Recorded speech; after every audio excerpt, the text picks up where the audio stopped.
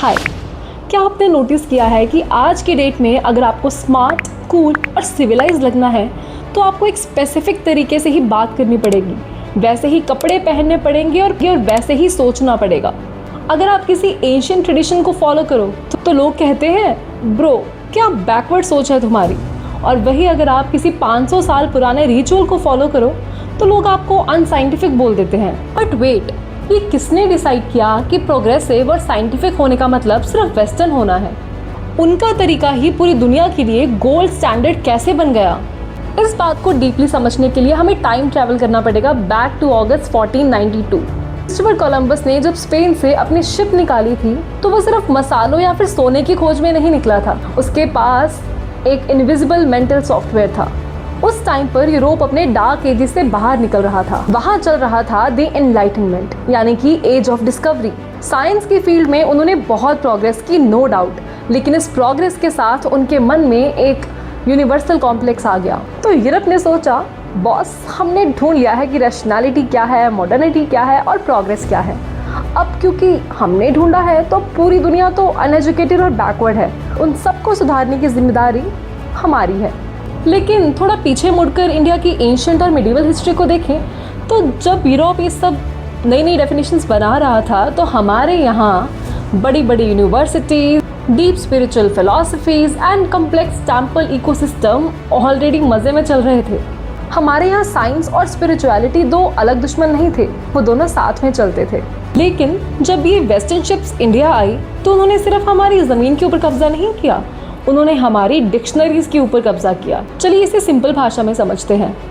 Colonialism तो 1947 में ख़त्म हो गया। अंग्रेज़ अपना बोरिया बिस्तर उठा के यहाँ से वापस चले गए, लेकिन पीछे एक चीज़ छोड़ गए जिसे कहते हैं कॉलोनियलिटी। अब कॉलोनियलिज्म का मतलब था एक ब्रिटिश सोल्जर आपकी गली के नुक्कड़ पर हमेशा खड़ा है, हमारी ज़मीन के ऊपर कब्जा था। लेकिन कॉलोनियलिटी है कि उन्होंने हमारे दिमाग के ऊपर कब्जा किया है, हमारे थिंकिंग प्रोसेस के ऊपर कब्जा किया है। ये वो भूत है जो हमारे दिमाग में बैठा है और हमें बता रहा है कि ज़िंदगी कैसे जीनी है। ये वही भूत है जिसकी वजह से आज भी अगर हमारे किसी ट्रेडिशन, हमारी किसी संस्कृति के ऊपर बात होती है कोर्ट में या चाहे सोशल मीडिया पे कोई बहस होती है तो हम इसे वेस्टर्न स्टैंडर्ड्स के सेक्युलरिज्म और लॉजिक से तोलने लग जाते हैं। हम अपनी ही संस्कृति को क्वेश्चन करते हैं, अपनी ही संस्कृति को एक बोरोड लेंस से देखते हैं। We are literally trapped in this script. अब आप सोच रहे होंगे कि मैं तो 2026 में जीता हूँ, मुझे इससे क्या फ़र्क पड़ता है? फ़र्क पड़ता है। अब आज के जियोपॉलिटिक्स को देखो, जब भी वेस्टर्न कंट्रीज़ किसी एशियन कंट्री के बारे में बात करती हैं तो वो क्या बोलते हैं? You are not following the international rule based order. लेकिन अगर आप ध्यान से देखोगे तो ये सारे रूल्स उन्हीं वेस्टर्न नेशंस ने वर्ल्ड वॉर 2 के बाद लिखे थे, जिनका माइंडसेट अभी भी 15th सेंचुरी माइंडसेट के ऊपर बेस्ड है। आज भी हम जब किसी डिबेट में बैठे होते हैं तो हम सिर्फ एक अवे मैच खेल रहे होते हैं।